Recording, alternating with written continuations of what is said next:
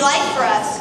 We created this from what we heard from siblings, friends, movies, and crafted what we imagined our lives to be. We thought about what clique we would fit in with, what clubs we would spend our time in, and what sports we would dominate. We came in with that idea, and now we look back, knowing we completely defied all those expectations.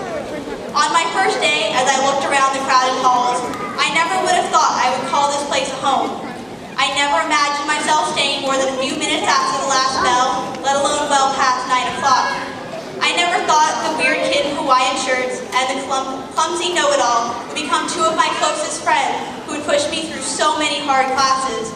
I couldn't have imagined creating a whole new student organization. I never thought the girl in geometry, who I didn't really like, would become my best friend, who I cry over when I had to give her up to go travel with the Roosevelt before. And honestly, I never saw myself becoming a leader within the school like I have. We all learned through high school a lot about setting expectations.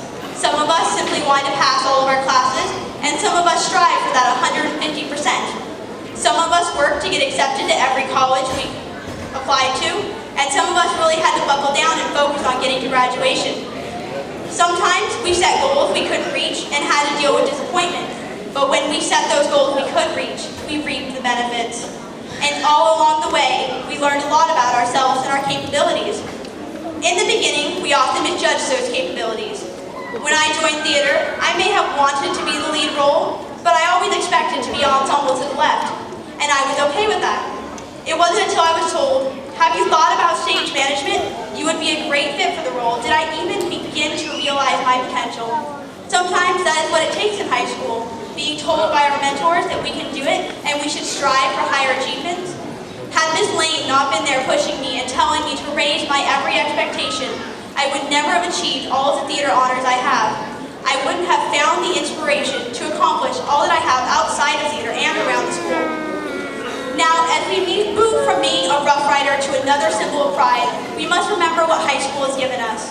While not all friendships will last, or we may not remember every lesson plan, high school has given us the basis for our adulthood. As much as we have complained, our alma mater will always have a special spot reserved in our minds.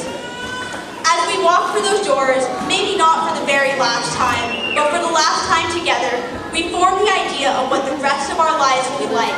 College life, work, relationships, responsibility, an idea we have shared with our friends over the last few months as our time comes to a close. We will remember these expectations in 20 years when we meet again at reunions, and we can talk about how we defied all those expectations once again. Thank you.